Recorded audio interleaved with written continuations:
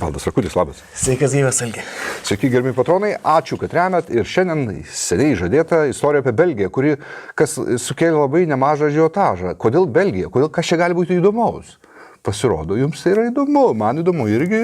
Ir Valdai, pirmyn, klausom. Kaip atsirado iš vis Belgija? Aš tiesiog turėjau tokį kompleksą, kad niekad nebuvau normaliai Beniliukso šalyse. Kažkur pravažiavęs, kažkur praskrydęs, bet taip žmoniškai. Ir kadangi priklausau tokiam Lietuvos karo akademijos keliautojų klubui, jis dabar truputėlį vadinasi kitaip, bet irgi LK keliautojų klubas. Ir supranti, ir sakau, padarom, taip rimtai, nuvažiuojam į Beniliuksą. Ir taip atsirado 3 kelionės. Taip sumanėm, taip padarėm. Pradžioje tik su keliautojų klubu, paskui dar ir su mano tvirtovės parku. Ten, žodžiu, Žymėkim, visą Beniliuksą. Tai Belgija, Libija ir Liuksemburgas. Gal ne. Gerai. Jo, tai visas tas reikalas. Ir ką? Ir, man įdomiausia buvo kariniai dalykai. Ten vyko pirmas pasaulis, ten vyko antras pasaulis, ten vyko dar milijonas visokių karų, pilna tvirtovių. Tai kaip ir buvo interesas, vis tiek aš karo istorikas, man tie dalykai rūpėjo. Bet tai, ką aš ten pamačiau ir paskui jau skaičiau daug ir domėjausi, tai mane tikrai nustebino, kad mes praktiškai nieko nežinom. Tikrai nieko. O tai yra toksai, reiškia, kaip būna tos tektoninės plokštės, reiškia, susidūrimo vieta, ten viskas, religijos, tautos, reiškia, kultūros, ten viskas va taip va. Daugiausia, ką mes žinom, kad vokiečių desantininkai išsilaipino ant pilies, kuri buvo laikoma neužimama ir ją ėmė užimti. Banamelio fortas, jau buvom ir ten. Ir Leopoldas dar didvyriškai sulaikė, kiek jis galėjo, žmonės saugojo Dunkerke, nors jam nepavyko. Kaip, Leopoldas iš tikrųjų gerai ten suvadovavo ir jis išsaugojo. Taip, tiesiog vokiečių buvo daugiau. Tai vienu žodžiu, daug tų buvo kelionių dviračiais ir ką mes ten pamatėm, tai pabandysiu, tą viską ir ištransliuoti. Tai Belgija iš viso kaip toks daiktas susikūrė iš esmės 18 amžiaus pabaigoje. Okay. Anksčiau kas ten buvo? Ten buvo tokios visokios keistos valstybės, tokios kitų valstybių šešėliai. Tai pradžiai vadinasi Burgundijos Niderlandai, paskui vadinasi Ispanijos Niderlandai, paskui Austrijos Niderlandai, reiškia. Ir vis tokie keisti, kažkokių kitų valstybių, kažkokie Niderlandai. Niderlandai, kaip žinoma, yra žemutinės žemės. Kadangi ten viskas yra žemupiuose, žemiau jūros lygio dažnai ir taip toliau, tai tas kraštas taip ir vadinasi. Visas tas kraštas, visas Beniliuksas iš esmės yra Niderlandai, žemutinis, laukantris. Kai kas net ir verčia taip. Ir kai mes sakom Olandai, tai nelabai esam teisūs. Realiai ten jie skirstosi į visokias kategorijas ir jie patys savęs Olandais nevadina, jie vadina Dutch. O jeigu kalbėtų apie šiandieninę Niderlandų valstybę. Angliškai taip ir yra Dutch. Ir jie patys taip vadinasi. Ir daug kas suklysta, kad Dutch tai Danai. Jo. Tai va, bet vienu žodžiu, tai kas ten yra per daiktas? Kadangi tai buvo ekonomiškai labai stiprus kraštas, labai geroje vietoje, nes daugumas Europos upių ten turi savo žemus. Ir ten tiesiog pilna kanalų, atplaišų, tos upės ten viena su kita sueina, išsiplečia, ten tų visokių senvagių, visko ten labai daug. Ir aišku, ten labai turtingos žemės. Bet tam, kad būtų galima tenai turtingai gyventi, tuos pelkynus reikia prižiūrėti. Reikia draugo melioratoriaus. Jo, draugo kastuvo reikia ir dar žmonių, kurie moka jais mosuoti, tai jie tokiu būdu reiškia tokie labai kasantis, labai dirbantis, labai besirūpinantis tą visą irigaciją. Ir savaime suprantama turtingi žmonės. Nes jeigu tu moki dirbti, esi darbštus, o dar ir tinkamos tam sąlygos, tai natūraliai ten viskas užauga, kadangi užauga galima parduoti, ir taip toliau. Tai genetiškai tampi darbštus, nes iš tiesos kartos turi kasti žemę. Ne? Neįtikėtinai darbštus žmonės. Ir dabar, pavyzdžiui... Čia kalbame mes apie belgus, ne apie juos visus galime kalbėti. Iš esmės tai yra bendra kultūrinė tokia zona. Ir ten, sakykime, prie kiekvieno namo būtinai yra kažkokios gėlytės, ten kažkoks vazonėlis, ar ten koks kvadratinis metras žemės, viskas ten bus išpuošta padaryta ir taip toliau. Tikrai nuvažiuoji, daro įspūdį ir labai rekomenduočiau ir mūsų Patreonam sėsti ant dviračio ir pavažinėti tais kraštais, ypatingai dabartiniuose Niderlanduose, tai pilna dviračių takų, palei kanalus, tikrai smagu, gražu, nenuobodu, nepavojinga. Ten yra gerai. Nėra labai brangu, tiesą sakant. Taigi, tai kasgi su tais kraštais, kadangi jie tokie turtingi, tai savaime suprantama, jie visiems įdomus. Tikrai Europos turtingiausia vieta. Reikia įvardinti labai aiškiai ir ilgus metus ir dabar turbūt vienas labiausiai pinigus generuojančių kraštų. Kadangi ten dar tos upės, tai ten dar ir prekyba visa vyksta ir viskas ten tokioj kombinacijai. Tai va, ir kaip ten su jais atsitinka? Reiškia, tuo metu, kada vyksta reformacija, šitos žemės atitenka Ispanijos karūnai. 1555 metais. Toks laikas, kada nusprendžiama, kad kieno valdžia to ir religija, reiškia iš esmės. Ir štai Ispanijos karalius Pilypas II, tarp kitko išskirtinis, stiprus karalius, tapęs tuo Ispanų, Niderlandų valdovu, kadangi jo tėvas Karolis V buvo toksai pasaulio valdovas, jeigu taip galima pasakyti. Nes jis valdė ir Ispaniją, ir Austriją, ir Vengriją, ir Čekiją, reiškia, o tuo pačiu ir visą Pietų Ameriką. Nu, čiagi viskas vyksta, geografiniai atradimai. Paskui žmogus nusivylė, vaikam išdalino tą visą žemės ir sakė, čia vienam žmogui per sunku. Sunkiai suvokiama situacija. Mes vis norim daugiau, tiesiog per daug, neįmanoma. Tai va, ir tas Pilypas. Čia buvo dar prieš, kai jie armada gavo nuo Britų į kaulus. Truputį po. Truputį po, vis dar šakojasi toliau, okei. Jo, čia Pilypo antrojo Ispanija. Jis iš tikrųjų buvo labai stiprus valdovas ir ten ta visa kolonizacija vyko iš esmės jo laikais. Bet kadangi, reiškia, va ta mūsų amžinai noras primesti savo. Reiškia, tos reformacijos metu, iš esmės, reiškia, tas tikėjimas labai tiko tiem racionaliem darbštiem žmonėm. Ir tos šiaurinė Niderlandų dalis, ten, kur tos pagrindinės prekyvietės, gal labiau, sakykime, ten, ta šiaurinė, iš tikrųjų dalis, jos pasinešė į tokią radikalią patricizmo formą kalvinizmą. Kalvinizmas yra toks daiktas, kur žmonės labai tiki stipriai Dievą, bet labai savotiškai ir nepripažįsta kompromisų, reiškia. Tai, kadangi ispanai čia dabar jos kaip ir valdo, tai jie, aišku, pradėjo su šitą jėga kovoti. Kovoti netiesioginė prasme, kad ten visus mušti reiškia, bet statyti bažnyčias katalikiškas ir po truputį to žmonės versti kuo labiau, to labiau priklausomus nuo Ispanijos karūnos. Jie buvo pripratę, kad juos kažkas kitas valdo ir dėl to jie per daug nepergyveno, bet kada pradėjo jiems reguliuoti, kaip jie turi gyventi, tada jie sukilo. Kilo toks maištas, reiškia. Vadinamas gezų vardu, reiškia. Gezų, okei. Gezai. Gezai tai tokie būtų maištininkai kažkokie tokie. Mes žinom iš Šiaulių, okei. Jo. Tai šitie žmonės, reiškia, jie sukilo. Ir pradžiai tai buvo toksai liaudės maištas, bet ilgainiui, reiškia, jau ta aristokratija, kuri ten vis tiek su karaliumi linkusi buvo sutarti, reiškia, tarpininkavo, sako, gal čia mes kažkaip sprendžiam tą reikalą, gal kažko tai biškai nusileidžiam, einam tokiu kompromiso keliu. Ir ispanai nenorėjo kompromiso. Ir tokiu būdu, reiškia, šitą visą kovą prieš ispanus įsijungia ir aristokratija, ir tame tarpe labai svarbi tokia giminė Oranžo kunigaikščiai. Oranija, mes iki šiol žinome. Jo. Dabar jinai Vokietijai iš esmės priklauso, reiškia, bet iš esmės tai buvo ta dominuojanti giminė.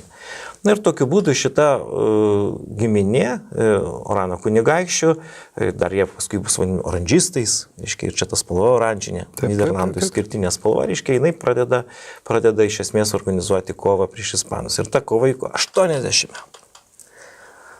Mums sunku suvokti, 80 metų karas, tai reiškia ten, truputį kažkokios būna ten nusiraminimai, paliaubėlės kažkokios, bet iš esmės ir ten paskui peraugė 30 metų karą. Tai tas karas toksai, ir kaip, pavyzdžiui, pas mus žmonės įsivaizduoja dar toks posakis, ramus kaip belgai ar kažkas panašaus, reiškia, tai ten karas kas 30 metų. Nebūtinai jų karas, bet karas pastovus dalykas. Tai jie, reiškia, kas 30 metų arba dar dažniau kariauja, paskui staigiai atsistato ir vėl kariauja. Tai štai šita visam katile, po labai ilgų tų kovų, realiai šitas kraštas skilo į dvi dalis. Į katalikiškąją dalį, kuri ir liko Ispanijai, ir tą protestantiškai kalvinistiškąją dalį, kuri pasiskelbė jungtinėmis provincijomis. Čia toks oficialus pavadinimas ilgą laiką. Pati demokratiškiausia šalis. Su demokratija nieko bendro. Tai yra oligarchinės miestų respublikos sujungusios į kažką tai vieną. Ir didžiausia iš jų yra Olandija.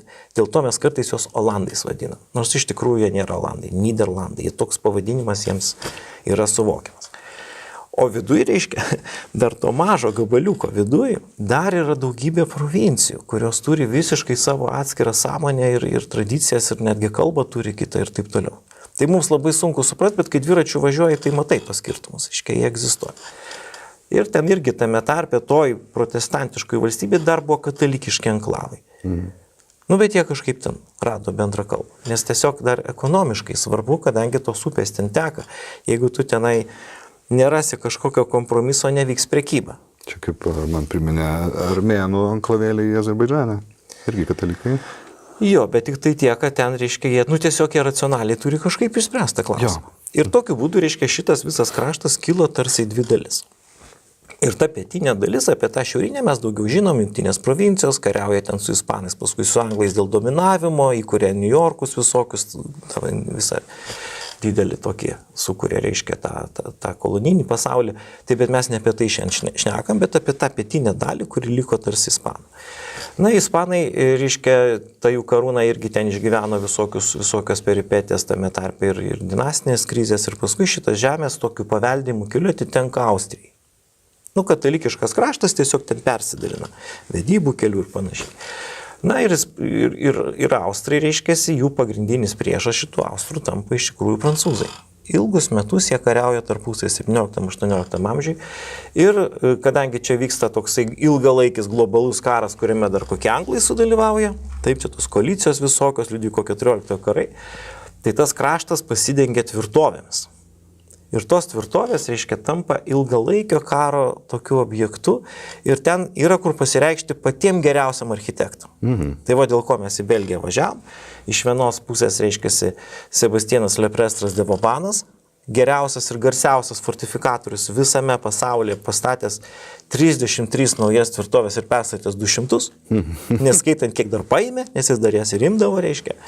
Ir jo priešininkai, reiškia, Kehornas, reiškia, jau tas, reiškia, na, kaip ir Niderlandų žmogus, bet po Austrijos vėliava.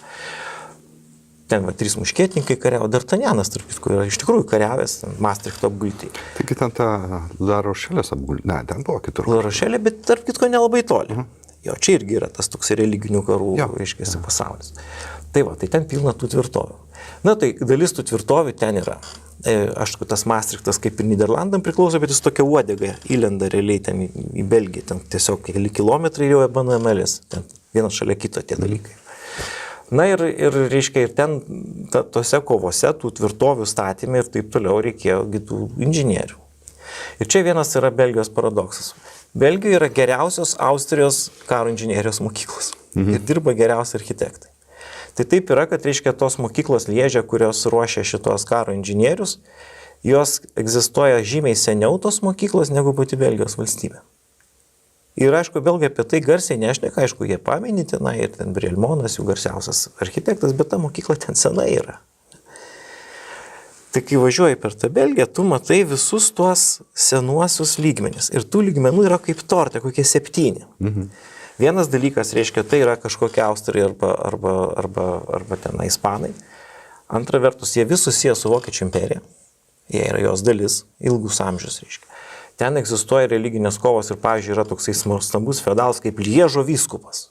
Ja. Mums taip sunku suprasti, Vokietija vis tiek kažkaip vieninga, ne, tengi daug tų valdų. Liežo vyskupas, tai yra baisi jėga, reiškia. Ir šalia viso šito reikalo, tautinė prasme, tie žmonės vėlgi yra margi. Ten yra įvairiausių tautų, kai kurias mes žinom, kai kurias ne, netgi oficialios kalbos, važiuoju, limburgiečių kalba. Koks tai per daiktas? Čia romanų ar germanų yra? Nu, va tokia įdomi ta kalba, reiškia. Jie ten priskiria ją šiek tiek ir keltams dar. Tai vienu žodžiu egzistuoja toksai daiktas. Nu ir ten oficialios tos kalbos ir yra. Va, limburgiečių, reiškia, yra flamandų, valonų, reiškia, ir vokiečių dar truputis, kampelis. Taigi viskas ten susimakalavę. Valonų tai tikrai romanų kalba, man atrodo. Tai čia prancūzų kalba. Taip. Tik tai truputėlį ten... Čiut, žemaičių, prancūzų žemaičių. Tokia, šiek tiek. Kas labai įdomu, kad, reiškia, valonai labai nori būti prancūzais, bet prancūzai nelinkia jos pripažinti lygiaverčiais. Nu, čia toks jau jų požiūris yra. Okay. Tai va, ir šitas kraštas, jisai, reiškia, kaip ir gyvena atskirai nuo tų jungtinių provincijų iki Napoleono karų. Kada Napoleono kariuomenė, dar netgi ne Napoleono, dar prancūzų revoliucijos, tik tai kariuomenė, užima šitą kraštą. Ir pamačiusi, kad čia tie žmonės prancūziškai truputėlį šneka, prijaučia prancūzams ir linkia į laisvę ir šiaip jie nelabai tą ryšį su ten Austrija kažkokią turi, jie sugalvojo paskelbti jos kaip tokią Belgijos, reiškia, kokią tai provinciją. Pats žodis Belgija yra iš Julijaus Cezario galų karų aprašymų. Ta prasme, paimi iš istorijos tokį seną pavadinimą. Tiesiog, jo. O jis reiškia ką nors? Nu, jis reiškia, ten Belgija yra minima tokia provincija Julijaus Cezario karų aprašymuose, 1 amžius prieš Kristų. Aš manau, kad reiškia provincija, bet tas provincijos vardas, ar jis ką nors reiškia? Nu, jisai tiesiog reiškia romėnų tą buvusią provinciją. Nu, gerai. Reiškia, jis nereiškia nieko, išskyrus tą. Reiškia nieko, nereiškia. Bet metus laiko tik pagyveno šitas darinys Paskui juos ten išmušė, reiškia, paskui ten jie pertvarkė, užėmė visus Niderlandus, paskui jie ten... Bet tas, reiškia, liko. Tas liko ir 1805 metais ypatingai jie gauna ten gan ypatingą statusą, reiškia, realiai tai, ką mes vadiname belgais, dalyvauja prancūzų pusėje kariaudami visiškai rimtai prieš prancūzų pusėje. O didžioji armija žygiuoja ir šitie. Jie čia jaučiasi savi ir jiems čia yra kažkokia laisvė. Ir jeigu mes nueisime Belgijos karo muziejų, tai 1805 metai yra akivaizdžiai pradžia. Muziejus prasideda 1805 metais. Tai, kas buvo prieš tai? Nieko nebuvo. Tarkim. Ir štai visoje šitoj košiai, jie tenai reiškiasi už prancūzus. Tuo tarpu Olandai, ta šiaurinė dalis, reiškia, Niderlandai, jie kaip tik, jie kariauja prieš Napoleoną, reiškiasi, jie tenai sugeba visokiais būdais laiku pakeisti frontą ir tokiu būdu dalyvauja, sakykime, prancūzų tenai tos sprendžia, ką su jais daryti. Ne? Reiškia, vieni vienoj pusėje, kiti kitoj pusėje. Štai baigėsi karas, Napoleono nebėra, reiškia, ir kitko, Waterloo mūšis vyksta toj pačioj Belgijos teritorijoje. Tai ką daryti? Ir tada kyla tokia visiems gera mintis, jie taip buvo protingi tie žmonės vienos kongrese, kad reikia visas tas mažas valdas po kokiais stambesniais valdovais patupdyti ir bus ramu. Prižiūrės, jeigu čia revoliucijų, reiškiasi kažkas. Ir sugalvojo, reiškia, vėl atstatyti Niderlandų vienybę, sujungdami tai, ką mes vadinam Olandija, Belgija ir Liuksemburgas, iš esmės į vieną karalystę. Čia įdomus dalykas. Jungtinės provincijos, kurios iš esmės neturėjo karalios, tik štadhauderį, reiškia tokį, kaip prezidentą, dabar tampa karalystė. Ir šitą Niderlandų karalystę turi ten tą dinastiją, tą patį oranžą, reiškia, jie išlaiko, ten susijus su kitom. Pasiprašau, kad juos išventina iš tokiais Vatikanas ar jau kiti laikai? Jie ten nusprendžia kartu, reiškia, ten dalyvauja, tarp kitko, kuriant tą valstybę ir anglai dalyvauja. Mesgi žinome iš mūsų, ten Vytautui reikėjo vežti karūną, ten Mindaugas be popiežiaus nieko negalėjo padaryti, o tie modernus laikai. Kadangi ten vyko labai ilgalaikės tos diskusijos, praktiškai daugiau negu metus laiko vienos kongrese, tengi suvažiavusi valdovai, ieškojo čia visokių būdų, čia mums jis nelabai sėkmingas tas kongresas buvo, nors vis tiek kažką tai laimėjom, bet jau mūsų į Sibirą nebevežė, ne po 12 metų mesgi čia dalyvavom. Tai čia, reiškia, jie sukūrė tokį dirbtinį daiktą, pasodina, reiškia, tą oranžo, ten dinastiją susijusią su visais kitais šinai valdovų dvarais. Ir dabar jie jau pradeda gyventi. Ir kągi daro tie valdovai? Tie valdovai pradėjo valdyti tokį naują kraštą, kuris yra ir kalvinistiškas, ir katalikiškas, ir biški vokiškas, ir truputį frankofoniškas, reiškia, ir truputį dar Flandrija. Tarp kitko, ta dalis Belgijos, kuri yra Flandrija, kurie kalba iš esmės tą pačią kalbą, kaip ir šiaurinės tos provincijos, jie tarpusai nedraugauja dėl religinių priežasčių. Čia reikia suprasti, iškėsi, visi tokie vieni su kitais. O nedraugauja Flandrai su Dutch, su Olandai? Nedraugauja. Okay. Nedraugauja. Dėl religinių priežasčių. Vieni laiko, kad vieni svarbesni, kiti mažiau svarbus ir taip toliau. Ir vienu žodžiu vyksta toksai nepasitenkinimas, ypatingai priešinamasi kalbos įvedimai. Kadangi tas Niderlandų karalius, reiškiasi, įveda visur tą kalbą kaip valstybinė ir visi turi jos mokintis, nevelnio, nenori mokintis. Religinės praktikos prieš, reiškia, bent pirštuką kažkur užlipai ant katalikiškos provincijos turėsi problemų, reiškia. Ir jie ten tokiam. Ir tuo metu, kada jie čia taip jau nepasitenkinami, 1830 metais Prancūzijoje vyksta tokia Liepos revoliucija. Ta Liepos revoliucija labai įdomus iš tikrųjų reiškinys, kaip mes žinome, Prancūzija pralaimėjo tos visus karus. O čia ne ta, kur Viktoras Hugo rašė Vargdienose? Čia pagal metus likti ir sutaptų, ne? Jo. Okay. Jo, čia tie patys dalykai. Okay. Bet ten kasgi atsitinka, reiškia, prancūzai karą pralaimė, bet Prancūzijos karalystė taigi tarsi kitoj pusėje buvo. Tengi revoliucija kažkoks Napoleonas, reiškia, čia laimėjo tarsi. Tai jie labai nedaug prarado ten tų teritorijų. Bet ta valstybė buvo tokia nemylimo karaliaus vedama, negerai buvo, nepatenkinti prancūzai, ten, tyčios iš Napoleono, tas Napoleonas jos vedė keliasdešimt, keliolika metų į priekį. Jie mylėjo Napoleoną, ne? Tai dalis mylėjo, dalis tai, bet didžioji dalis vis tiek kažkaip fortūną susikrovė, ten iškilo žmonės, visai ten buvo. Na ir tuo metu, reiškia, tas besikeičiant, reiškia, karaliui, pradžioj, reiškia, ten tas nepasitenkinimas, ta Burbonų dinastija, o paskui, reiškia, toksai Lui Pilypas iškyla ir jisai nusprendžia sužaisti ant šitų jausmų. 30 metų Liepos įvyksta tam perversmas, parsiveža Napoleoną į Prancūziją, garbingai palaido invalidų namuose, reiškia, visi sako, grįžta geri laikai. Na ir čia, kai vyksta šitas visas reikalas, prancūzams labai nepatinka Nyderlandų karalystė, kurie akivaizdžiai yra prieš Prancūziją. Jis yra tų naujųjų sukurta, todėl ypatingai per kunigus, per bažnyčią, reiškia, per kalbą bendrą, jie pradeda tas aitrinti. Kodėl jūs čia pasiduodat, taigi čia jūs esate visai kitokie, kodėl čia tie Nyderlandai jums primeta tą kalbą, ypatingai Valonijos tai dalį. Tarsi prancūzai pradeda kurstyti valonus. Jo. Nu ir tie mato, reiškia, iš pradžių žiūri, kas bus, ar prancūzų kas nors muš nemuša, nes nežino, kaip tą daryti. Ir jie tada, reiškia, pakelia savo tam tikrus reikalavimus tenai, prasideda visokios betvarkės, Briuselį ypatingai, bet ir kitose miestuose, ten užima atskirus pastatus. Na, aš labai atsiprašau, Briuselis teritoriškai Valonija ar Flandrija? Atsiprašau už naivų klausimą. Per vidurį. Per vidurį, okei, gerai tęsk. Nu, gal, sakytume, daugiau gal Valonija, bet iš tikrųjų jisai yra ant ribos. Na ir vienu žodžiu, ką daro karalius? Nu, karalius siunčia dėrėtis. Nu, nenori kariauti, reiškia. Tuo labiau, kad didžioji dalis gyventojų tai yra iš pietinių provincijų. Maždaug 2/3 Nyderlandų kariuomenė suformuota iš, tarkim, tų belgų. Jis nepasitikė savo kariuomenę ir su pagrindu ta kariuomenė neklauso. O visi tie, reiškia, judesiai, tokie valingi judesiai kažką tai daryti, priimami vietinių gyventojų kaip didžiausias nepasitenkinimas. Karalius nori mus paskandinti kraujyje. Nu, čia viešiai ryšiai, įsisuka propaganda didžiausia. Bet, vienos kongreso taisyklių pažeidimas, Šventoji sąjunga buvo sudaryta tarp Metternicho ir Nikolajaus I, Aleksandro I, bet paskui Nikolajus I perima tą Europos žandaro funkciją. Tai kas čia dabar? Tai reikia reaguoti. Čiagi prancūziškas maištas, ne kitaip, ne? Na ir šitas visas reikalas, reiškia, Rusija pradeda imtis lyderystės, kad čia reikia kažkaip tai visą tą dalyką malšinti. Bet kitos valstybės pradeda žiūrėti, o gal čia visai ir neblogai. Ne. Nes, pavyzdžiui, Anglija, ten irgi valdžia pasikeičia, pasižiūri, tuo metu jau Britanija. Didžioji Britanija. Žiūri, kad gal čia visai ir gerai, kad skyla ta Belgija, per stipri gal ta, prekybinis didelis priešas, reiškia.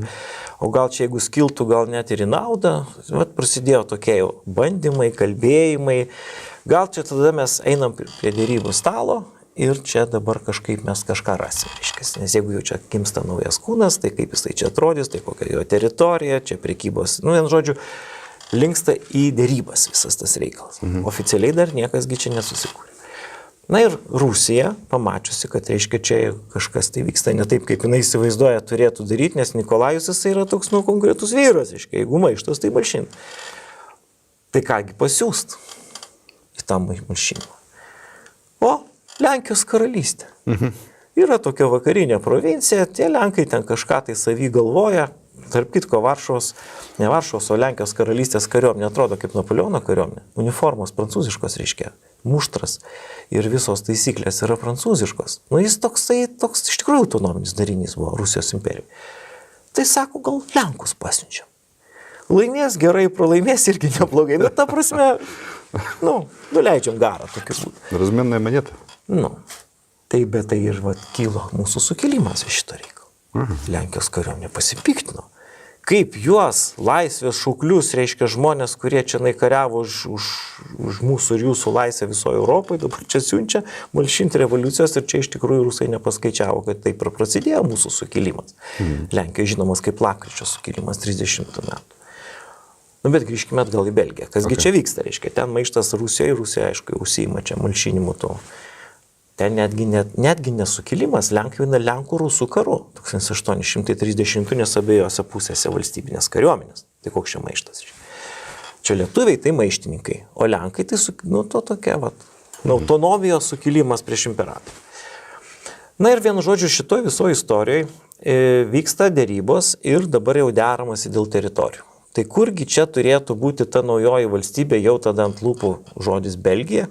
Tai, na, ten, tarp kitko, įdomu, kaip ta vėliava jų atsiranda. Reiškia, jie tenai to maišto metu čia prieš Nyderlandus. Reiškia, susiranda ten tokią istorinę vėliavą, ten tokio sukilimo, bet pasuko ją, kad būtų prancūziška, tas trikoloras, kad būtų. Tyčia, prancūziška maniera. Juoda, geltona jo. Ir raudona, jo. Na ir vienu žodžiu, čia ta idėja kaip ir jau tokia visai brandi, bet kada pradėjo braižyti žemėlapį, ten iš karto kyla didžiausias nepasitenkinimas, nes visos tos grupės turi savo požiūrį. Tiek religinių prasme, tiek ekonominė prasme, nes didžioji dalis eksporto eina per Nyderlandų uostus, aiškia, tai kaipgi tenai turi būti užtikrinta. Na ir jie ten derasi. O tose dėrybose dalyvauja visi kiti. Londone vyksta ta konferencija, reiškia, o tie visi kiti turi savo interesų. Ir vienu žodžiu, nepatinka šitas daiktas, tiesą sakant, nei vieniems, nei kitiems.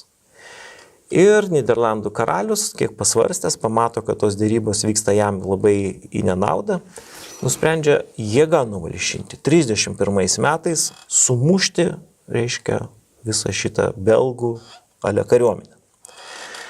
O čia vienas įdomus dalykas. Belgai nėra kariai. Belgai nėra kariai. Konkrečiai, visiškai pacifistai. Pirkliai, prekybininkai, žemdirbiai, kas tik nori, tik ne kariai, reiškia. Nes jie niekada neturėjo savo tos valstybės, būdavo vis kažkokia čia kita ta valstybė. Ten dažniausiai juos valdydavo koks nors austrų ar ispanų atsiųstas kažkoks ten vicekaralius arba panašiai. Ten sėdėjo kokiam gentė jisai ar ten dar kažkur. Tai čia toksai daiktas, dabar staiga reikia kariauti. Ir nėra kam kariauti. Nu tai jie tada... jūs mūsų užpuolėt. Tai mes prancūzus pasikviesim. Ir pasikviečia Prancūziją. 50 000 prancūzų kariuomenės korpusas įžengia į Belgiją. Ten pakariauja 10 dienų, ar kiek ten nelabai ten prikariauja. 1200, man atrodo, žuvo žmonių čia. Taip jau toks ne visai rimtas tas karas buvo, bet kariauja realiai prancūzai su Nyderlandais, reiškia, o belgai kažkaip tame dalyvauja. Na ir po to, reiškia, vėl susėda prie dėrybų stalo. Na ir tada, reiškia, jau pasitarė ir priima tokį sprendimą. Bet Nyderlandų karalius nepasirašo, jis nesutinka, dar daug metų nepasirašys, reiškia. Na ir taip gimsta ta Belgija.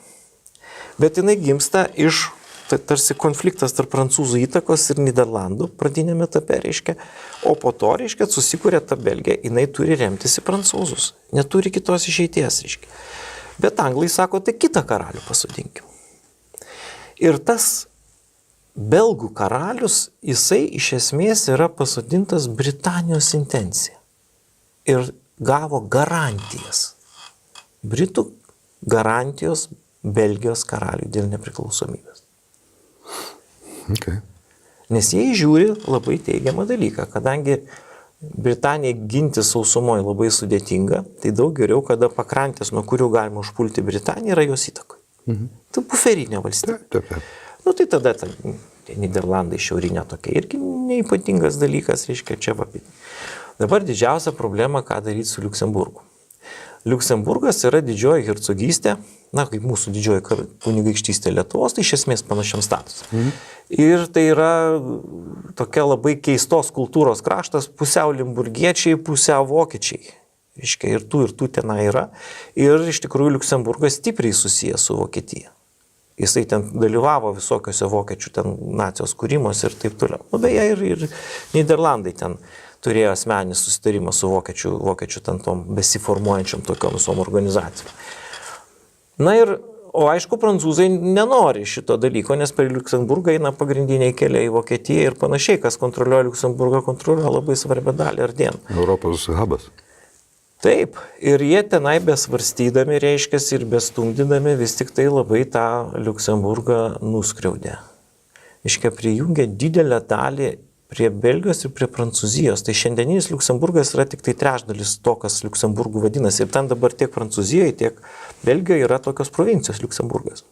Bet jos yra ne atskiros valstybės, o yra to Liuksemburgo. O ten yra koks nors nepriklausomybės sentimentas prisijungti prie Liuksemburgo?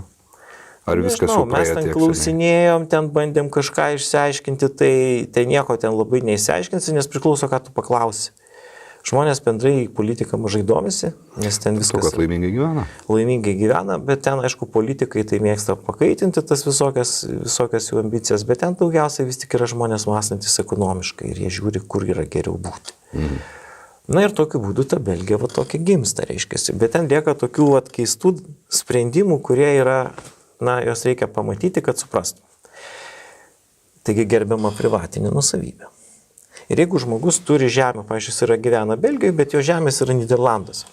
Nu tai ką daryti dėrybų metu? Nu tai tiek to, tai palikim tam žmogui. Tai ten, aš nežinau, dabar skaičius mintinai nepasakysiu, ar 18, ar dar daugiau anklavų yra. Ir ten dabar, kur yra, reiškia, Niderlandai, pati pietinė dalis, ten yra tokia vieta, kur tu važiuoji dviračiu ir kas kilometrai keičiasi valstybinė priklausomybė. Tai aš dar turėjau tą tokią, reiškia, tokį signalą, tai vis pypiniu, tai tą dieną pavargau spausti. O atskiruose miesteliuose kvartalai yra. Aha. Dabar iš to daro biznį, todėl, kad, reiškia, kvartalė perbrėžtant yra ta linija, reiškia, arba restoranas per pusę. Ir jie kokios nori valstybės įstatymais, tai jis remiasi, priklauso, kur bufetą pastato, ar ten. Nu, čia visą atrakciją. Kur kasa, jo. Ir jie ten žaidžia, reiškia, su tais dalykais. Nu ir ką, valstybė nepriklausom. Tai reiškia, tas padalinimas toks kompromisas. Ne? Maastrichtas tai iš vis įlenda ten neįmanoma būdu. Ir ta Belgija gimusi tokiu būdu gavo tos valdovus, reiškia, ir tie valdovai iš tikrųjų papuolė gana rimti žmonės. Pačioj pradžioj. Jie iš tikrųjų rūpinosi to kraštu. O tas kraštas iš prigimties jisai yra dvigubas. Yra Valonija. Valonija tuo metu užėmė didelę dalį kalnuotų vietovių, kur buvo daug tos geležies ir kitų ten metalų rūdos. Tai labai klestintis kraštas. Tai natūraliai Valonai labai svarbus. Čia yra truputį netikslumo, dviprasmybės, nes valonais mes vadinam dar ir balsiečius, bet čia mes kalbame apie Belgijos valonus. Okay? Jo.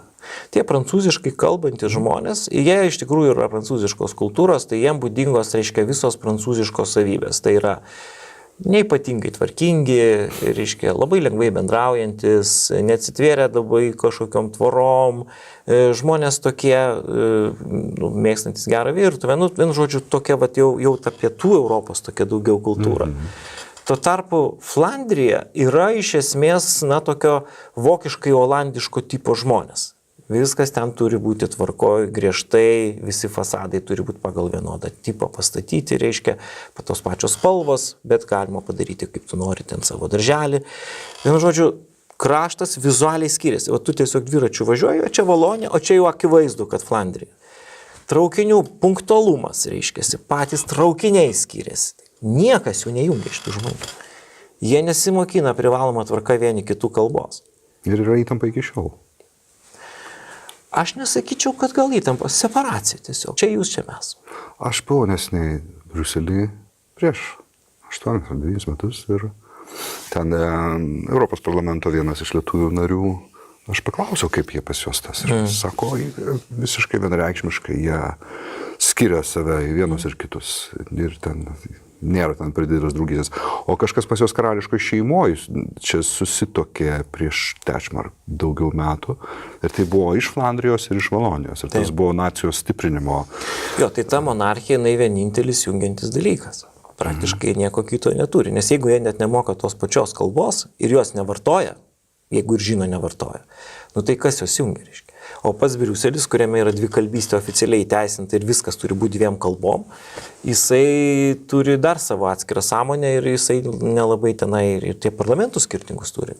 Aš atsimenu, vėlgi iš tos mano viešnagės mes ėjom su tuo lietuvių parlamentaru Briuselio gatve ir sakau, ar gali pasakyti, kuris čia Valonas, kuris Flandras. Sakau, čia sako Valonai, čia tikrai Flandras. Taip. O kadangi aš prancūziškai nemoku, tai man dar labai gerai, reiškia, ten toj olandiškoj daly, toj Flandrijoj, reiškia, tai tu bent supranti, kas parašyta. Nes panašu į vokiečių kalbą. Panašu, reiškia, gali suprast, kas parašyta. Ten, ypatingai ten fortifikacijos, kažkokios istorijos, tai ten gali suprast. Bet iš tikrųjų tas kraštas yra labai skirtingas ir jo orientacijos skiriasi tarptautinės. Valonija orientuojasi Prancūziją, labai akivaizdžiai, tuo tarpu Flandrija labiau prijaučia vokiečiam. Toks tiesiog yra kultūriniai tokie dalykai. Vokiečiam, ne Olandam? Olandai artimiausiai jiems? Va taip ir tai, kad ir Olandai labai su vokiečiais draugavo. Iki antro pasaulinio. Juk nepuolė. Antrajam pasauliniam vokiečiai grasino bombarduoti Rotterdamą ir Olandai iškėlė rankas. O kas jiems beliko daryti? Nu, jie kariavo. Jie kariavo, bet Jie kariavo. bet jie pasidavė po to ultimatumo. Ar numetė bombas ant Rotterdamo? Numetė, jo. Rotterdamas buvo bombarduotas. Jo, Bet jie teisingai. ten gal ir nelabai rimtai kariavo, nes jų ten koncepcija gynybos nepasisekė jiems, reiškia. Tai čia gal tokia priežastis buvo. Nu, kaip yra Mažino kompleksas, kada žmonės tikisi, kad suveiks ta sistema, nesuveikia ir tada jau nėra ką kariauti. Ten pas juos buvo užtvindimo tokia sistema ir jinai nesuveikė, vokiečiai greičiau užėmė pagrindinius taškus ir tada nusprendė jau nebekariauti. Bet vis tiek, reiškia, tai čia jau susipyko, bet 19 amžiui Nyderlandai su vokiečiais jie taip padraugavo. Tai be abejo, nes jie labai giminingi. Jo, nu, iš tikrųjų labai panašus ir jau ta kalba jų ten nedaug ir tiesą sakant skiriasi tarimas truputėlį. Tai štai angliškai kartais Dutch reiškia taip pat ir vokietį. Jo, tai Deutsch gal ten. Taip, turbūt. Jo, truputėlį gal ten skiriasi. Tai va, ir kas yra įdomu, kad tos, sakykime, vokiečiams svarbios žemės, jos yra prie pat Belgijos sienos. Tai Ardienų tas masyvas, ten, kur yra daug valstybių, Liuksemburgas yra Prancūzijos, reiškia, mes specialiai viena kelionė buvo po Ardienų kalnus, labai rekomenduoju. Dviračiais labai daug yra ką pažiūrėti ir karų istorijoje yra ką pažiūrėti ir šiaip. Antrajam pasauliniam buvo 2 rimti įvykiai. Jo, tai ten, kad pirmam irgi ten didžiulės kovos vyko. Taip, antrajam pakartojo pirmojo. Jo, ir ten paskui tas regionas pereina į tą Alzasą Lotaringę, tai vokiečių, reiškiasi, prancūzų tą kovo zoną. Tai ten kompaktiškai visos tos kovos yra labai tokiam nedideliam iš tikrųjų regione. Na, o kas dar ten ypatingo, kad natūralu, kad kadangi ta Belgija tokia prancūziškai dominuojama buvo, tai natūraliai, kad jų didžiausios simpatijos buvo tarsi prancūzam. Bet kita vertus, reiškia, prancūzų jie bijojo, nes prancūzai yra baisus imperialistai. Nu, ta prasme, kaip natūra žmonių tokia, geros nuomonės apie save. Tai kai jie statė savo įtvirtinimus, tai reiškia, Liežo tvirtovė prieš vokiečius, o Namiūro tvirtovė prieš prancūzus. Labai įžulu šiaip jau. Nes ten eina tas kelias pagrindinis, reiškiasi va tas, kur iš Vokietijos į Prancūziją, kaip tik ten eina per šitos miestus, ne, ten dabar upės slėnis realiai yra. Nu tai va, tai ten tokie keisti dalykai, reiškiasi, kada jie bando kažkaip tai tarptų globalių jėgų manevruoti, turėjo ten anglų garantijas, dar kažkokius dalykus ir štai ta valstybė ekonomiškai jinai visai neblogai ten tvarkėsi, turėjo tą seną fortifikacijos tradiciją, kareiviai neturėjo suvokimo, kad jie čia labai kažkokie kariautai, reiškia, tauta nėra kariautai iš esmės. Tai va, ir čia dabar vieną noriu papasakoti tokį epizodą, kuris su mumis labai susijęs. Kadangi pas mus 31 metais numalšino tą sukilimą, kur gydėjosi mūsų visi kariautai, tiek Lietuvos kariuomenė, tiek Lenkijos korpusas Gelgaudo, kurį žengė į Lietuvą, internavosi Prūsijai. Ką aš pastebėjau, kad niekas neįvertina, kad mus kažkaip prūsai rusam netiduodavo. Nu jau ten priima, visai tenai, šiltai, nešiltai, bet jau rusam netiduodavo. Tai mes visą laiką turėdavom kur pabėgti. Tai dabar mes neturim kur pabėgti, kai yra Kaliningradas. Čia mūsų tas pabėgimo toksai liūdnas, tas internatas. Paskutinis pabėgimas buvo Smetonos padarytas. Tarp kitko tradicinė mūsų pabėgimo vieta. Tai va, bet ten tie žmonės, jie paskui pasitraukė ir kuriem dėtis, iški Europai, be pajamų, be nieko. Tai jie ieškojo. Ir čia tų karininkų buvo ir Lenkų, ir Lietuvių pakankamai nemažai. Ir kaip tik kūrėsi belgų kariuomenė. O belgai neturi savo tos karininkijos. Tai jie tada samdo visokius tokius. Ir mūsų samdė. Tai lietuviai ir lenkai buvo belgų kariuomenės kūrėjai. Dabar mes identifikavom 72 lietuvių pavardės. Bet tikrai lietuvių, baltų. Čia Algimantas Daugirdas, reiškia, tokį sąrašą sudarė, buvo mes Belgijos karo muziejui, nuvažiavom, reiškia, parodėm tą sąrašą, ten tas jau prancūziškai kalbantis, reiškia, žmogus sako, bėgam pažiūrėti, nuėjom į Rusiją, reiškia, jisai ištraukė tą mūsų sąrašą, ten paskutinę pavardę, berods, ten Zavielas ištraukė, patikrinam, ištraukė tikras bylas, reiškia, tinka, sakė, tas žmogus. Ok, ačiū, reiškia. Ir dabar iš to ten kilo didelis triukšmas, kaip lietuviai belgų kariuomenė kūrė. Tai ten Lenkai jau seniau žinojo. Čia dabar įvyko. Prieš metus. Prieš metus. Tai šiais laikais, ok. Tai va, tai vienu žodžiu yra tokia. Bet Rusija labai greitai suprato, O kadangi Rusijos labai bijojo visi, tai jos... Čia jau grįžtant prie tų laikų. Čia 31-3 metai. Rusija suprato, kad atitinka pavardės ir labai supyko kontekstas. Ne, tai jie stebėjo situaciją, jau jie nepuolė tų belgų, paliko jos gyventi, tai tada sakė, kad nebūtų. Ir dingo, 32 metais dingo visi tie karininkai, reiškia, jie čia toks epizodas iš esmės buvo. Nu, jie paskui ten išsprendė tą klausimą. Vienu žodžiu, toks lietuviškai belgiškas toks epizodas, kuris iš tikrųjų, pakankamai įdomus ir mes su ta Belgija turėjo reikalų ir mokėsi mūsų žmonės jų karo mokyklos ir taip toliau. Tai vienu žodžiu, kad mes turim tos santykius ir mano suvokimu, reiškia, Belgija yra įdomi lietuvių turistui, bet reikia labai pasiskaityti, nes jinai yra kaip tas, sakau, 7 sluoksnių tortas, ten daug visko yra. Jeigu tu žinai, kas ten gali būti, tada gali viską matyti, suprasti, įvertinti. O jeigu ne, tai tada ten nieko nematysi. Tie žmonės, jie tų turistų ten ne taip mažai, kai kurie regionai labai varsta nuo turizmo, tai jie taip, reiškia, labai... Bet bendraujantys žmonės. Tarsi vargsta užsiknėsi nuo turistų? Jie labai nemėgsta migrantų. Aha. Tai pastebėjom tokį konkretų daiktą. O jūs iš kur? Iš Lietuvos? Aha. O jūs čia kaip? Čia gyvenat. Jeigu pasakai, kad atskridom lėktuvų iš Vilniaus užvakar. Viskas, šiluma, tvarkoj, bendraujam, o vienas mūsų buvo ten vietinis, reiškia, dirbantis Belgijai. Sakė, niekada neprisipažinkit, kad čia dirbat, nes jie žiūri kaip konkurentus ir iš karto tada, reiškia, atmeta antrarūšiais laiko ir taip toliau. Tai čia tas klausimas būdavo toks kontrolinis ir jisai dažnai būdavo. Šiaip žmonės labai regione yra nepasikėlę, kaip sako lietuviai, tokie bendraujantis, daug ko iš jų galima labai pasimokyti, ypatingai žemės ūkių ten. Kas ten padarė. Tu čia neskrai Valonus ar Flandrus? Flandrija yra labai panašiai į Niderlandus, jų ta kultūra iš tikrųjų panašiai ir ten galima rasti labai daug bendro. Aš pastebėjau, kad tu daugiau suvoki belgiečius, belgus, kaip Valonus. Ne, ten priklauso, kur važiuoji, kuriam krašte esi. Tai gerai, tai čia lygiai taip pat pas Flandrus klaustų, ko čia atvažiavai ir pas Valonus, ne? Tas būtų bendra jiems. Ir šiauriniai, to Niderlandų daly irgi. Šiaip jie, tas kraštas... Ar aš jūs teisingai vadinu Flandrais? Flamandai yra. Bet kraštas Flandrija. Taip, jie yra flamandai, be abejo. Jo, tai čia toksai yra lietuviškai tie pavadinimai. Na ir ten, aišku, tie regionai yra labai stiprus ir va to jau Flandrijos, sakykime, daly, jeigu apie ją kalbėti, ten yra tie didžiuliai senieji prekybiniai miestai, kurie gyveno iš tos prekybos, iš Šventosios žemės, kur kryžiuočiai, reiškia, darė tas. Jie tiesiog klestėjo tuo metu. Tai ten tie senamiesčiai yra neįtikėtini, reiškia, ten tos rotušės auksinės stovi, ten kažkas tokio, reiškia. Ir ten prekyba, tai, centras. Ir tarp kitko, per Hanzą jie susiję su Baltijos jūros regionu, tie patys kraštai. Tai kai mes galvojam, kad jeigu Hanza, tai čia vokiečiai, tai mes turime suprasti, kad tos Hanzos organizacijos vakarinė dalis siekia šitos Belgijos miestus. Reiškia, ten čia perka, mes parduodame ir čia viskas keliauja. Nors centras yra Bremenas, ten ir kitos tos šalis. Kitaip sakant, ta jūra jungia ir tai nėra labai toli. Net jeigu dabar ant žemėlapio ir atrodo šiek tiek kitaip, kadangi vanduo jungia. Kas labai tam krašte nuperka, tai laivai po debesim plaukiantis. Kadangi jie pastatė kanalus ir tie kanalai yra gerokai virš žemės, nes žemė yra žemiau jūros lygio, ten vanduo dažniausiai vandens lygiai yra. Labai daug tų šliuzų, tie laivai viršum eina. Tai kai dviračių važiuoji, tai kaip gali būti, kaip laivas gali plaukti tenai.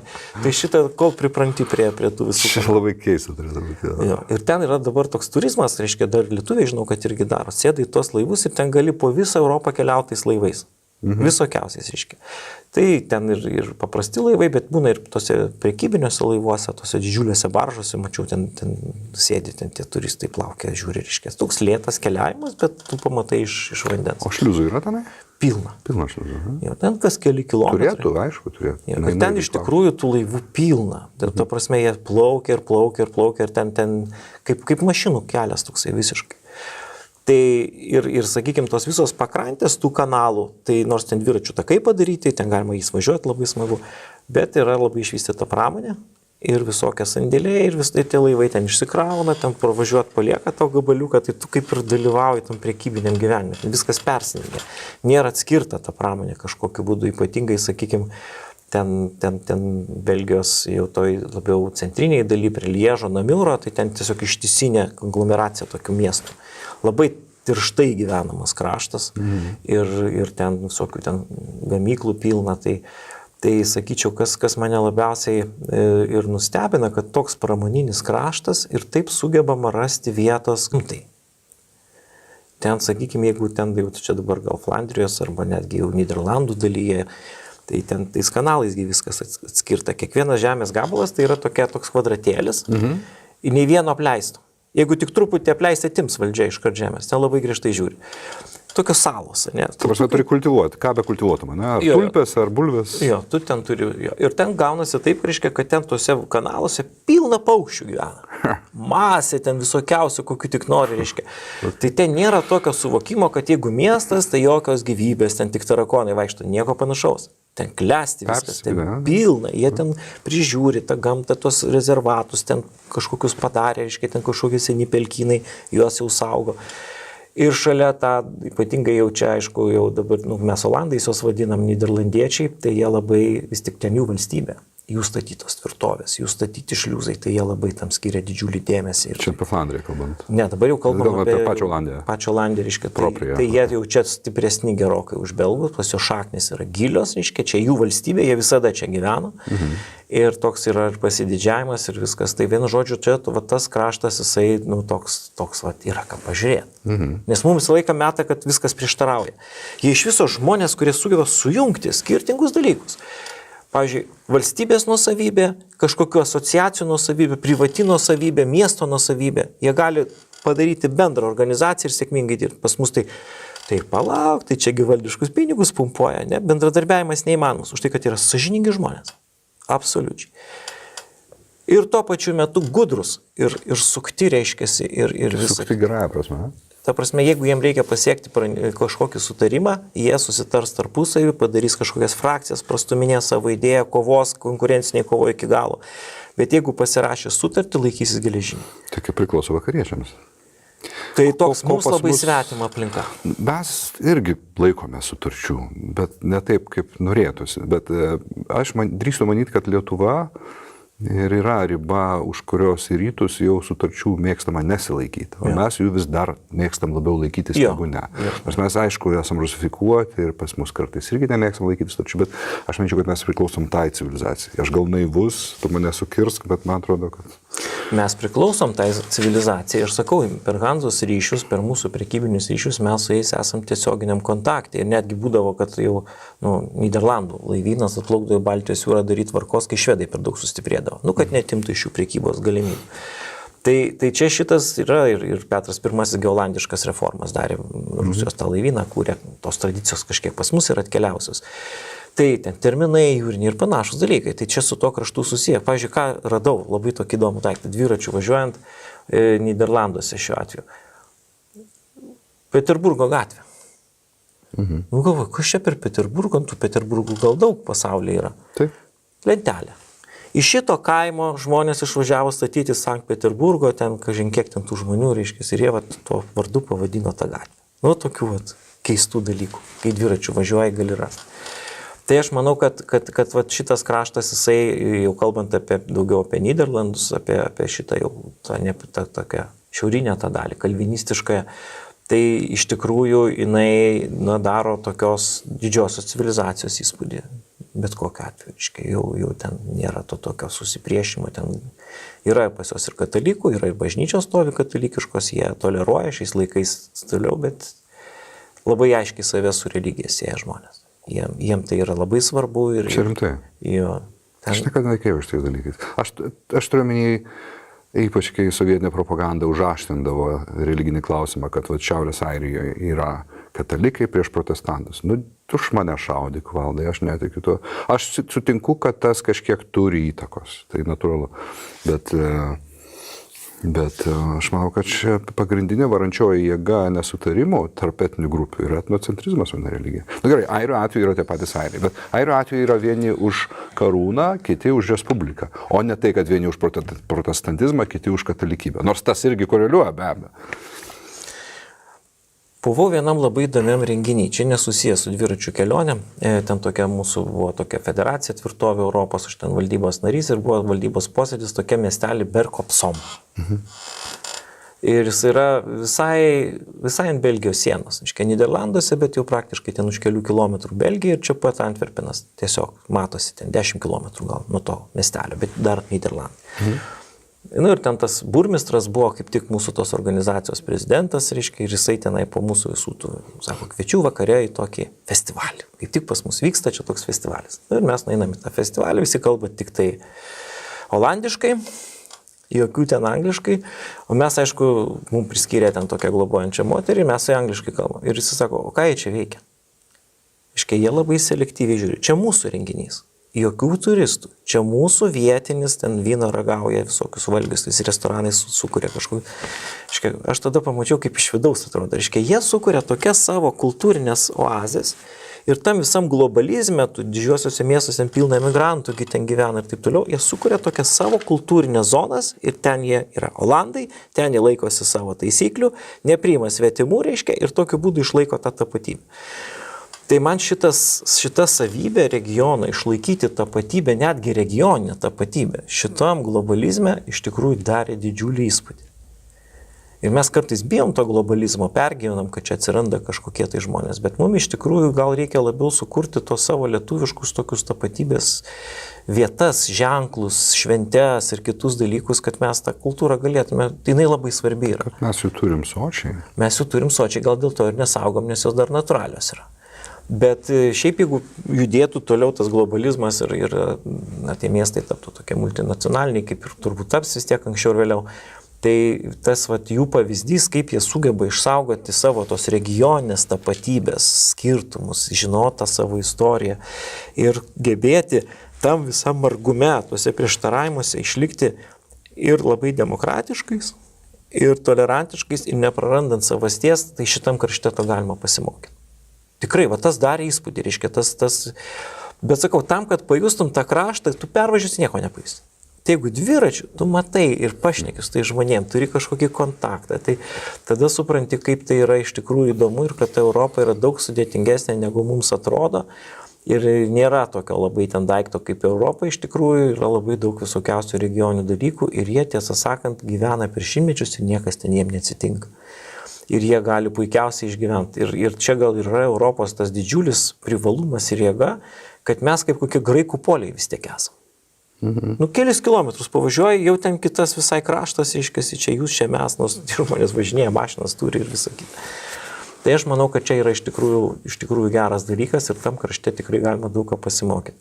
Bet kita vertus, kas mūsų kraštui gal gera tokio yra, mes turim tos tokios idėjos gal daugiau, jie vis tiek labai racionalūs žmonės. Ir tas racionalumas kartais, iki skausmingų tokių dalykų, ten tarkime, čia Liuksemburgo jau valstybėje buvo toks daiktas, lietus užėjo žiūrus, lyjo konkrečiai. Ir kempingo savininkas sako, žiūrėkit, išeikit iš čia. Bet sako, mesgi sumokėjom vieną dieną, aš atiduosiu jums pinigus, eikit iš čia, nes jūs sugadinsit žolę, sako, paskui aš nieko neparduosiu, varykit iš čia. Tiesiog išmetė. Tai Lietuvai būtų neišmetę. Aš taip kažkaip manau, vis tiek, gamtinė nelaimė, ką darysi, reiškia. Ir tokių racionalių. Dar kas yra būdinga Belgijai, tas toksai skrupulingas, keistas taisyklių laikymas. Kai važiuoji dviračiu... Aš tą dievinu dalyką. Bet tai kokius smulkmenų, reiškia, kada važiuoji dviračiu, pas mus tai yra dviračių takas, tai važiuoji dviračių taku. O pas jūs takas yra dešinė ir kairiai pusiai. Ir kartais jis vienas yra, kartais du. Ką tu ten žinai, kuriam kaime, kurioje pusėje tas dviračių eismas? Viskas, ne savo pusę stabdys tave iš karto. Kodėl tu važiuoji ne taip? Taigi, sakom, tik 10 metrų, tas vienas kelias įsiskyrė į 2, mes net nepamatėm, kad kitoj pusėje. Neturi būti va šitai.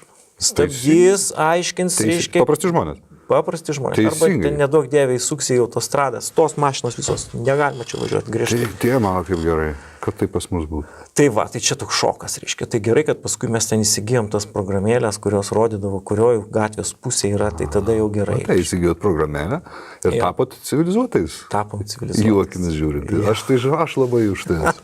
Aš labai už tai. Man tai. Aš iš vis, kad visur kameros būtų, aišku, išskyrus privačią, ar ne? Kameros išgelbės pasaulį kažkada. Dar viena įdomi istorija yra kolonializmas Belgijos. Belgijos kolonializmas. Ir ten yra tamsaus pėdsako, kažkuris karalius darė negero Afrikoje. Konge. Konge, ne? Kažką rasistiško ir siaubingo. Jo, bet ten kas yra įdomu, kad tas karalius, čia Belgijos karalius. Ir tarp kitko iš tų pirmųjų. Bet nepritarė jam provincijos, nepritarė šitam. Tai jisai įsigijo kaip asmeniškai. Tai reiškia, gavosi, kad ne visai Belgijos karaliaus kolonija, bet ne Belgijos, reiškia, tos valstybės. Ten pas juos labai išsiskiria, nes tie parlamentai ten nutarė, tengi du yra. Tai vienu žodžiu, ten jisai iš tikrųjų labai žiauriai elgėsi ir tas kolonializmas, Belgija yra kolonialistinė blogąja prasme šalis, reiškia, jie ten aišku daugiausia tai darė dėl ekonominių sumetimų, nes ten rado visokių naudingų iškasenų, pakankamai nesėkmingas tas Belgijos kolonializmas ir labai uždėjęs tokį pėdsaką karaliaus ir tautos tarpusavio santykius. Tai čia negera pėdsaką. Negera, jo, čia jie priima, kad, čia nesąmonė. Tai dėl to ta karalystė, jinai tokia ir nelabai populiari, 20 amžiuje nėra, ir dabar nelabai populiari. Gal čia kažkiek ir tų monarchų truputį gal trūksta tokių labai charizmatiškų. Jo, ten kaip tas buvo Leopoldas, reiškia, 1914 metais, kuris vedė tautą į kovą, pats buvo karys, reiškia, kovėsi fronte, tai užsivilkęs paprasto karininko uniformą, čia į proįvykiai, reiškia, tai va. Dar apie Yprą norėčiau pasakyti. Ten, reiškia, jau visai pirmoji cheminė ataka buvo Yprą. Jo, bet ten pats pakraštys, ten tas gabaliukas mažas, kuris pirmo pasaulinio karo metu, reiškia, liko kaip ir laisvas. Dėl to ir Ypritas dujos. Jo. Bet ten iš to Ypro, reiškia, vedė keliai į tokius mūšių laukus. Ten tie baisus, reiškia, pirmo pasaulinio karo kryžių laukai. Juos reikia pamatyti, neįmanoma apsakyti, hektarai, reiškia, ten kokiam vienam miestelį, ten 7 kapinės, Yprė taip yra.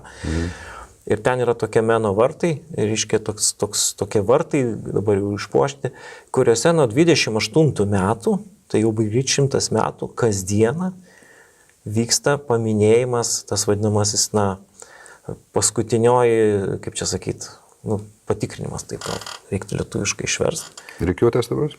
Susirinka apie 1000 žmonių, labai daug iš Didžiosios Britanijos ir prisimena tuos žmonės, kurie išėjo ir negrįžo į karą. Supratau, bet patikrinimas čia karinis terminas šiuo atveju. Jo. Aliuzija į jie, ne?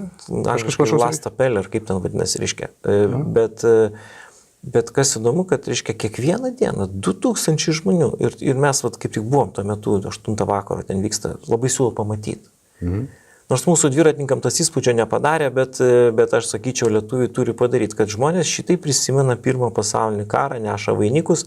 Ten yra keletas tokio klubo narių, kurie ten pučia tos, reiškia, trimitus ten tokius, ten kartais jų būna 3, kartais 5 ten tie trimitininkai. Kalbos būna, neša vainikus, reiškia, ir matosi, kas stovi.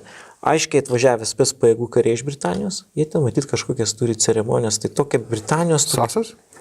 Aš nežinau, kas jie tokie. Civiliai apsirengia akivaizdžiai kariškiai. Ta prasme, okei. Kas ten tokie, aš nežinau, bet ten jie matyt kažkokius turi, kažkokias apeigas, tradicijas, tai pamatyti tokią procedūrą verta. Tarp kitų, man priminėjai, aš ką tik baigiau knygą skaityti apie Sasą McIntyre, labai rekomenduoju. Ten, man atrodo, pirmoji tokia knyga, kur rašyta pagaliau atskleistus, pagaliau legalizuotus dokumentus. Ten tiesiog dokumentinis. Tai belgai turėjo savo Sasą. Turėjo prancūzai 2 Sasus, Britai 2 turėjo ir belgai, man atrodo, turėjo savo Sasą. Man atrodo, aš neklystu. Ja. Tai daug ką pasako. Ir ten tos karinės beprotybės, ten tas Pašendelė kaimas yra baisus, reiškia, ten, kur ne vieno ten sumalė visas irigacinės sistemas ir viskas virto tokia pelkė, reiškia, tie mūšių laukai, ten, kur vieną kaimą paėmė ir ten žuvo 50 000 žmonių, ten baisus skaičiai. Gal baisiausi tokie skaičiai. Tom pirmo pasaulinio karo metu. Tai tas kraštas ten iš tikrųjų, čia yra daug ką pasižiūrėti. Ir dar gal tokia Belgijos pajūrio jau dabar regioną, jeigu mes žiūrėtume, tai ten yra ta Atlanto, tas pylimas vadinamasis, Atlantic Wall, reiškia vokiečių. Ir ten išlikę tie bunkeriai prie tos jūros, reiškia, jie tenai apipaišyti visokie, bet yra ir ten Ostendėje, reiškia, yra ir muziejus Atlantos sienos gana įspūdingas, ten tikrai yra ką pasižiūrėti. Ir ten yra tos raketų aikštelės, kur bombardavo Londone. Ir toks faktas, kuris, reiškia, šiaip niekad neeksponuojamas, kad taip niekas ir neužėmė iš tų žemių. Jie kapituliavo, kai Dionysas kapituliavo 45 metais. Nieko, reiškia, nieko jie negalėjo padaryti. Jie iki pat karo pabaigos bombardavo Britaniją iš ten su tom raketom. Taigi visiškai šalia, kita pusė, reiškia, to palėt dekalės sąsiaurio ir nieko jiem nepadarė, reiškia. Jie tos įtvirtinimus iš dalies statyti prieš pirmo pasaulinio karo metu, kai vokiečiai beveik valdė didelę dalį Belgijos, reiškia, paskui antro sustiprino jie tą sistemą ir jie taip iki galo ir sėdėjo. Už tai Dionysą paskirė Reichsprezidentu po Hitlerio, reiškia, savižudybės, už tai, kad jisai kontroliuoja didelę dalį teritorijos. Laivynas kietas, Rupūs Miltai. Tai va šitą, bet niekas neeksponuoja apie tai, tik tai, faktus pamini, bet nesuka šito reikalo. Kaip galima išlaikyti tokią žemę, kai čia Berlyną šturmuoja, reiškia, o Belgijos ten dideliai daly vis dar sėdi vokiečiai, reiškia. Tai jų taip ir neužėmė, jie tiesiog pasidavė po kapitulacijos. Kai karas baigėsi, tai taip. Aš nežinau. Tai tas karinio efektyvumo tyrimas, kiek ten teko važinėti ten tom pajūrėje, taigi sugebėjo vokiečiai taip užkišti visus uostus, kad dar ilgą laiką negalėjo neatsiplaukti. Jie turėjo didelių problemų, reiškia, sąjungininkai su išsilaipinimu, nes taip užkimšti tie uostai, ten nuskandinti visokie laivai su akmenimi ir kitokiais būdais. Tai vienu žodžiu, čia yra toks dalykas tikrai įspūdingas karo istorijoje, ten yra ką pasižiūrėti ir dar daug kas yra nepadaryta ir vienu žodžiu, tikrai smagios tos kelionės, nesigailiu, kad važiavau visus tos 3 metus. Tai gerai, o stodavot kur nors bare alaus su vyšnių skoniu? Ne kasdieną, bet gal labiausiai įsimintina mūsų nakvynė Briuselėje. Ten Rolandas surado, reiškia, tokį kempingą. Rolandas Paksas, ne? Ne tas, čia mūsų lobys, prezidentas. Surado tokią vietą, reiškia, vidury Briuselio, kažkokio vienuolyno teritorijai, tiesiog kieme tarp namų daugiaaukščių padarytas kempingas. Pačiam centre, visiškai. Vat išeini per Bromą ir čia jau parlamentas Europos, ten už kelių šimtų metrų. Tai tokia gera vieta. Ir tą vakarą pašventėm normaliai. Tai ten nuėjom į barą, o alus ten fantastiškas, aiškiai, ir kaip jis patiekiamas, kaip, ta kultūra ten. Man vis laik buvo keista, aš pirmą kartą, kai sužinojau, kai mes, čia seniai buvo, kai mes atsivėrė sienos, kai aš pirmą kartą sužinojau, kad Belgija yra alaus kraštas, man buvo labai keista, nes, vis tiek asocijuojasi su frankiška kultūra, iš kur čia Prancūzijoje alus, ne. Kai aš sužinojau, kad ten yra šimtai tų rūšių, jie ten ir saldus, ir stiprus, ir su vyšniom, ir be vyšnių. Man buvo keista labai. Aš atsimenu, mes su kolega Renė restorane Lauke sėdėjom, Vilniuje čia. Ir jis gėrė tą siaubingą, labai stiprų alų, kuris pateikiamas tam saulės laikrodį. Aš nesimenu, kas vadinasi, karmelitų, ne karmelitų. Tas padarė vieną bokalą, aš jau turėjau vežti namo, nes žiūriu, jis jau miega.